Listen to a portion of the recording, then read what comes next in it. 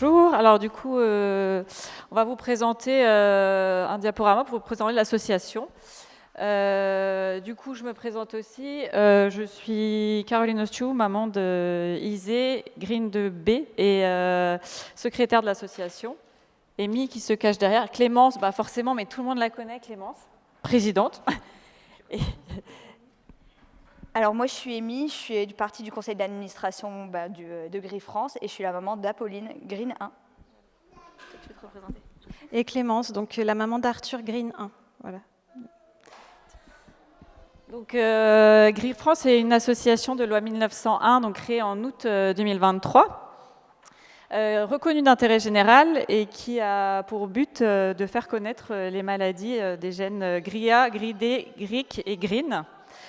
Ces mutations sont des maladies génétiques rares qui affectent les récepteurs ionotropes du glutamate et qui induisent des problèmes de transmission au niveau des signaux du cerveau. Donc les mutations du gène perturbent le fonctionnement et entraînent différents symptômes plus ou moins lourds selon les enfants, même avec une même mutation en fait. Elle est de novo, donc accidentelle. Ils peuvent arriver à n'importe qui, malheureusement, et n'importe quelle famille. Elle est pas dégénérative, mais par contre, effectivement, il y a des enfants qui en sont quand même décédés, souvent suite à des maladies qui sont parfois banales chez d'autres enfants. Et à l'heure actuelle, il n'existe pas de traitement curatif. Donc l'histoire, c'est qu'en fait, Clémence a été contactée en juin 2023 par la fondation CureGreen aux États-Unis pour être ambassadrice France. Une mission qu'elle a acceptée avec plaisir et détermination pour faire avancer les choses. Je lui laisse la parole. Oui, donc j'ai accepté d'être ambassadrice France de la Fondation CureGreen et j'habite Brest, donc avec Robin, le papa d'Arthur. On a contacté Caroline qui habite aussi Brest et on a créé ensemble donc l'association Gris France en août 2023 parce qu'il n'existait pas d'association de patients pour nos pathologies. Donc voilà pourquoi est né Gris France. Et du coup, depuis, on œuvre pour faire connaître ces maladies, sensibiliser, informer les familles et soutenir la recherche. Donc on répertorie donc 18 mutations génétiques, les mutations des gènes GRIA 1, 2, 3 et 4, GRID 1 et 2, GRIK 1, 2, 3, 4, 5 et GRIN 1, 2A, 2B, 2C, 2D, 3A, 3B. Voilà. Les symptômes de ces mutations se caractérisent par un retard global de développement, donc déficience intellectuelle, troubles du sommeil, troubles du langage, troubles de la digestion, de l'épilepsie, troubles moteurs, enfin, voilà, vous les connaissez, et troubles de comportement autistique, voilà. L'association, donc en chiffres, on a donc les 4 récepteurs, les 18 mutations génétiques. On répertorie un peu plus d'une centaine de cas en France. Peut-être, on en saura plus tout à l'heure avec Corentin. On a créé donc un conseil d'administration, on est 6. On a aussi créé un comité scientifique. On a donc 10 chercheurs et docteurs qui sont là avec nous. Et on a actuellement 54 adhérents pour l'année 2026. Je laisse la parole à Amy. Alors les missions de l'association, donc déjà elle est reconnue d'intérêt général. Donc les missions sont informées sur les troubles gris pour informer le grand public et les familles. Ils sont sensibilisés sur les maladies rares à travers des actions concrètes et pour briser l'isolement des familles concernées par les mutations.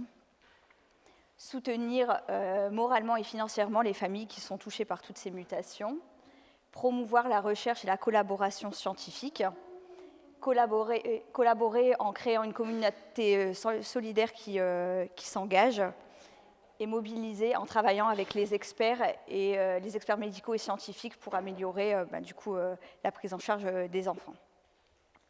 Alors les objectifs que Gris France souhaiterait atteindre, c'est être connu et reconnu par le grand public, Ne plus compter aucune perte parce que on en a déjà trop perdu. Participer au financement de la recherche et pour faire émerger des traitements. Développer des outils et des partenaires de soutien financier et être à terme reconnu d'utilité publique. Alors on voudrait remercier, notre réseau a pu bien s'étendre et donc c'est au niveau régional, départemental, national, européen et même international. Donc on voudrait remercier tous ceux qui ont contribué de près ou de loin à pouvoir qu'on se retrouve ici aujourd'hui. Alors du coup, maintenant on va vous parler des actions qui ont été menées sur les 2 dernières années, depuis la création au final. Donc on a fait déjà 2 rencontres des familles, en 2024 du côté de Nantes et en 2025 à Lyon. Du coup, c'est des moments vraiment, comme vous avez pu voir hier soir, conviviaux, avec un échange vraiment, voilà. On fait connaissance, on a la chance d'avoir les médecins et les chercheurs aussi, qui c'est assez important, je pense, pour les familles, de ce contact-là informel, un peu, j'ai envie de dire. Donc on a fait la journée des maladies rares en 2024 où, alors c'était sur Brest, on a participé à une exposition Rartiste organisée par Rare Braise et le CHU de Brest. On a demandé aussi, là c'était partout en France, à illuminer les bâtiments publics aux couleurs de Gris France. Donc dans plusieurs villes, il y a plusieurs villes qui ont joué le jeu. En 2025, l'idée c'était de participer au film court de la filière Andy Rare. Et pour finir, donc, on avait le prix de l'impact sur la vie des patients. Donc, lors de l'annuel GRICON 2024, donc, on a eu le prix de l'impact sur la vie des patients. Voilà. Alors, on a aussi mené des ventes de goodies et de calendriers. Donc, pour l'année 2023-2024, donc ça a été la vente de calendriers. Et pour l'année 2025, aux alentours juste avant Noël, on a mené une vente d'objets qui, du coup, permettent de financer la rencontre des familles. Il y a aussi plusieurs actions ponctuelles qui se sont menées à travers la France. Donc, il y a eu des marches, des soirées, des cours de danse qui se sont menés, nous, dans le Pas-de-Calais, à Brest et un petit peu partout. Il y a aussi eu la création de la commission de soutien financier qui est là pour soutenir financièrement les familles qui sont touchées par les troubles gris, et ça permet de les aider à financer toute chose qui serait liée à l'impact du handicap. En 2024, on a créé un comité scientifique avec 10 chercheurs et docteurs sensibilisés aux troubles gris et spécialisés sur ces mutations. On a également créé un site internet et on poste régulièrement des contenus sur les réseaux sociaux, donc sur tous les réseaux sociaux, Facebook, Instagram, LinkedIn, TikTok, voilà, et YouTube aussi. On a participé à ce qu'on appelle la Project Room avec l'Open Campus de Brest. Donc c'était un projet avec en collaboration avec des étudiants. On y a participé donc 2 années de suite. Et l'année dernière, on est arrivé à la 2e place du festival de la Project Room. Et cette année, on a eu la coupe, donc on a remporté la 1re place. Voilà. À l'occasion des 1 an de l'association, on a reçu quelques témoignages des parents pour nous remercier de l'impact de la création de l'association, parce que c'est vrai qu'avant, il n'y avait pas du tout d'association de patients sur les mutations gris en France. Et on va dire que ça a changé, la création de l'asso a quand même changé les choses. Et je ne dirais pas que maintenant vous êtes habitués à l'association, mais voilà. Nos besoins en financement, on a noté que donc pour la publication l'impression de 500 calendriers, ça nous a coûté 1 000 €. Et pour le financement d'une rencontre comme celle-ci aujourd'hui, ça nous coûte donc environ 6 000 €. Et si on voulait participer donc à un projet de recherche, il nous faudrait récolter un minimum 15 000 € donc pour pouvoir aider à financer la recherche. Donc, du coup, on va vous parler de l'année 2026 et des projets qui ont eu lieu ou qui vont voir le jour. Donc, en janvier, c'était axé plus sur la campagne d'adhésion à l'association. En février, on a fait une soirée caritative à Brest, justement avec la Project Room. On a eu une remise de chèques également et la journée internationale des maladies rares. En mars, du coup, il y a le Grey Disorder Awareness Month, la troisième rencontre des familles, on y est. Et en avril, du coup, on va faire l'assemblée générale de l'association. Il y a le GRICONT 2026 le 25 février en visio. Du coup, en juin, le Get Moving for Gris, comme tous les ans. N'hésitez pas si vous avez des idées. Et du coup, en décembre, en général, on met en place vers novembre-décembre, effectivement, on fait la vente de fin d'année. Donc, on va vous parler un peu plus de la soirée caritative, du coup, qui a eu lieu le 5 février. Donc, c'était une soirée qui a été très appréciée, qui était du coup en partenariat avec les étudiants de l'Open Campus de Brest. Pour justement la Project Room et où ils ont remporté la première place. C'est vrai que ça a été une super soirée, il y a eu des échanges, on avait accès aussi sur le côté inclusif, il y avait des personnes en situation de handicap, tout handicap confondu, avec des témoignages de jeunes femmes qui, suite à des accidents ou à des maladies, sont maintenant en fauteuil et du coup témoignaient vraiment de leur vécu. On a eu un défilé inclusif aussi, donc avec des personnes en situation de handicap ou pas. Donc c'est un moment, on a passé un très bon moment et ça a été très, très apprécié. On voulait aussi, du coup, on tenait à mettre en avant Béatrice et Frédéric, qui sont les grands-parents d'Elisa, qui est Green de B, qui sont très actifs en fait, qui sont très actifs pour nous, j'ai envie de dire, parce qu'ils ont fait plusieurs choses. Alors ils ont témoigné dans les journaux pour faire parler de l'association et de la maladie de leur petite fille, et ils font alors régulièrement des marches, des lotos, voilà, tout ce qu'ils peuvent. Ils ont aussi ils ont interpellé un député pour une question qui a été posée à l'Assemblée. Et du coup, ils récoltent des fonds en faisant parler de l'association. Le but étant de faire parler en tant que parents, grands-parents, j'ai envie de dire cousins, cousines, tata, tonton. Il ne faut pas hésiter à en parler, que chacun puisse faire des choses dans ses loisirs, dans l'association dans laquelle il est. C'est comme ça qu'on fait du bruit, qu'on fait parler et qu'on génère une espèce de force aussi pour l'association. Voilà. Donc aujourd'hui, on est à la 3e édition de la rencontre des familles. On a un beau programme de prévu. Donc hier soir, c'était apéro dînatoire. On avait un beau buffet. Il reste encore de la tartiflette si vous voulez. Sinon, j'insiste, mais bon, c'est moi qui l'ai faite, c'est pour ça. Aujourd'hui, on a notre super conférence donc avec nos chercheurs et docteurs qui viennent d'un peu partout, donc même d'Espagne. Voilà. Un nouveau chercheur, Gianpaolo, qui sera là tout à l'heure pour vous présenter sa partie. On a aussi Hilary et Russell de Green Thérapeutique qui sont là. Voilà. Et évidemment les autres, ils vont se présenter tout à l'heure. Pour la 4e édition, alors je ne sais pas trop ce qu'on va faire, c'est plutôt, j'ai envie de dire, à vous de nous dire. On a le choix, ce sera soit un nouveau lieu, voilà, peut-être Bordeaux, Marseille, Lille ou autre, mais bon, ça mérite, à chaque fois, c'est quand même beaucoup de travail de trouver un endroit où il y a donc des hébergements, une salle de conférence et puis de quoi manger, dîner ensemble.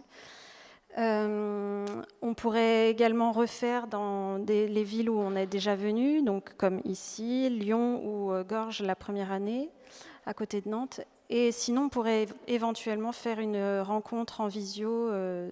Voilà, c'est une idée. Et voilà, ça mériterait réflexion. On a organisé un petit concours artistique qui a eu un petit succès. Donc, on a des œuvres qui sont affichées dans le petit couloir là, à gauche, à gauche, là-bas, au fond de la salle. Et on vous demandera de voter pour votre œuvre préférée. Et on annoncera tout à l'heure, en fin de journée, du coup, l'œuvre qui aura gagné le concours donc, sur le thème espoir et détermination. Alors maintenant, je vais vous présenter le questionnaire qui a été soumis aux familles, donc qui a été soumis aux familles via les réseaux sociaux. Donc on est bien content, il y a 47 familles qui ont répondu. Avant de commencer, on voudrait juste dire qu'on est bien conscient qu'il y a des données sensibles qui sont demandées et qu'on va faire un travail dessus pour que ce soit encadré de manière légale.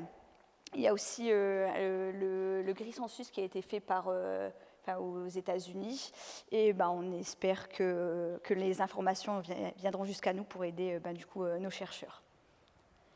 Alors la première question qui a été posée, c'est quel est le variant de votre enfant? Donc quasiment la moitié, c'est des greens 2B. Après, on a les greens 1 qui arrivent, les greens 2A et les greens 2A. Après, on a les gris A2, les gris A3 et les gris A4 qui sont représentés. La question suivante, ça a été la mutation de votre enfant est-elle LOF ou GOF, donc c'est perte de fonction ou gain de fonction. Alors il y a quasiment 40% qui sont perte de fonction et 12% qui sont gain de fonction. On remarque quand même qu'il y a quasiment la moitié qui ne savent pas ou qui ne savent pas ce que ça signifie. Alors, on vous a aussi demandé, souhaitez-vous que le variant de votre enfant soit analysé de façon anonyme? Une grande partie a répondu oui. Participez-vous à l'étude d'histoire naturelle menée à l'hôpital de Lyon? C'est partagé, hein, on va dire que quasiment 50% ont dit oui, mais on souligne quand même qu'il y a une personne qui n'est pas au courant de cette étude sur Lyon. Alors, si cela faisait avancer la recherche, accepteriez-vous un prélèvement de matériel sur votre enfant? La grande majorité a répondu oui, et sur les oui, donc 100% accepteraient un prélèvement sanguin, 89% accepteraient un prélèvement d'urine et 36% accepteraient un prélèvement de peau. Alors, votre enfant suit-il un traitement? Les 3/4 ont répondu oui, et dans la majeure partie, c'est des antiépileptiques. Après, il y arrive les psychotropes, les médicaments contre les troubles du sommeil, la L-sérine, la nutrition entérale et les médicaments qui aident au niveau du transit. Alors, quelles sont aujourd'hui les principales difficultés rencontrées liées à la maladie? Bon, les réponses ont été diverses, hein, c'est tout comme nos enfants, hein. Alors, on a en premier, donc du coup, c'est les difficultés de communication et le langage. Après, on a les difficultés motrices, les troubles du comportement, les troubles du sommeil, l'épilepsie, l'alimentation, la scolarité. Enfin, vraiment, c'est des réponses qui sont extrêmement diverses, hein. Alors, selon vous, sur quel sujet les chercheurs ou les docteurs devraient-ils concentrer leurs efforts? Encore une fois, hein, réponse très diverse, hein, au vu de tous les symptômes qui sont présents dans les maladies. Donc, en majorité, ça a été agir sur les symptômes et tout ce qui est aspects médicaux de la maladie, le développement et les apprentissages, les traitements et une perspective de guérison. Après, on a tout ce qui est les perspectives d'avenir et les incertitudes sur l'avenir de nos enfants, la qualité de vie, l'autonomie et les origines de cette maladie. Alors, ce qu'il y a à retenir au niveau de ce questionnaire, c'est que quand même 47% ne savent pas si leur enfant est perte de fonction ou gain de fonction. Presque la moitié des personnes qui participent à l'étude menée sur Lyon. 81% acceptent une analyse du variant génétique de leur enfant. 95% accepteraient un prélèvement matériel sur leur enfant. Et 75% des enfants ont un traitement, et près de la moitié ont un traitement antiépileptique. Est-ce que vous avez des questions, des remarques ?